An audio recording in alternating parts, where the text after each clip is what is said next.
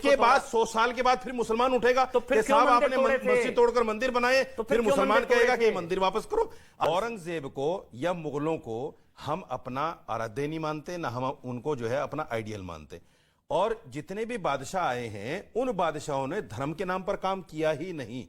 आप हिस्ट्री उठाकर देख लीजिए, अगर एक भी बादशाह ने रिलीजियस कोई काम किया हो, रिलीजियस के नाम पर अपनी सरकारें चलाई हो, उनका मकसद यह था जहां उनको लगा कि मंदिरों में दान देकर मामला सही बन सकता है, वहां उन्होंने मंदिरों में दान भी दिया। भाई मजा आया।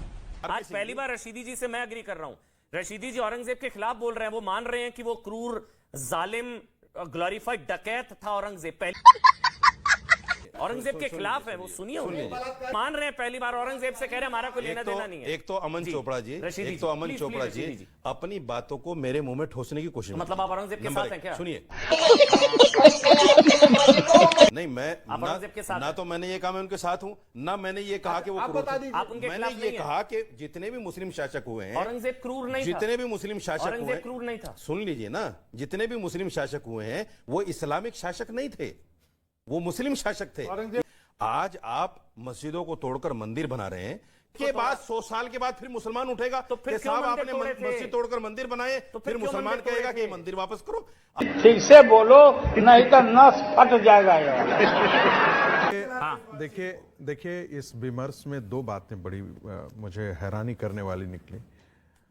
एक ने अभी अभी कहा कि 100 साल बाद इस देश के मुसलमान मंदिरों को ध्वस्त करके वहां पर मस्जिद खड़े करेंगे, मांग करेंगे, ध्वस्त करेंगे।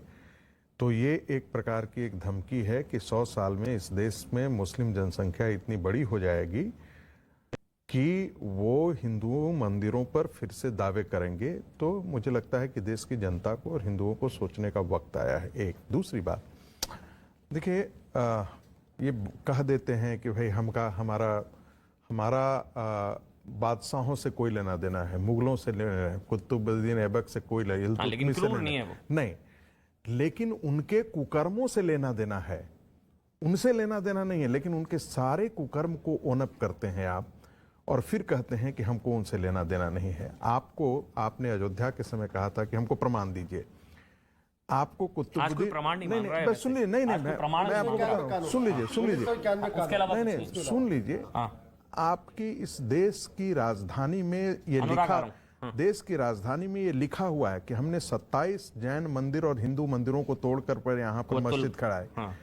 लेकिन किसी भी मुस्लिम समाज के एक व्यक्ति ने आकर के नहीं कहा कि हमारे पुरखों ने या पुराने मुसलमानों ने या बर्बर आक्रमणकारियों ने, जिन्हें मैं मलेच्छ कहता हूं, उन्होंने हिंदुओं का अपमान किया है, उनकी पवित्रता, उनकी संस्कृति और धर्म को अपमानित किया है। ये सौंप दिया जाना चाहिए। हिंदू भाइयों को चाहिए कि वहां पर मंदिर स्थापित करके वहां पर पूजा शुरू की जाए।